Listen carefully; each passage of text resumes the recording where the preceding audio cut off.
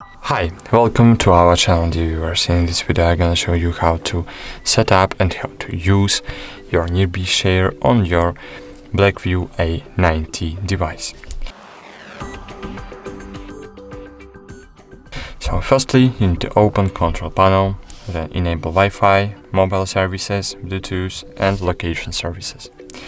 Then you need to find your nearby share, click on it, wait a while, click turn on and click settings.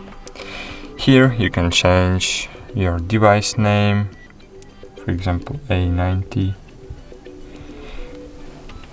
You can change the data usage mode. I suggest to use data mode, and of course you need to make your device visible for others, for contacts only or for everyone.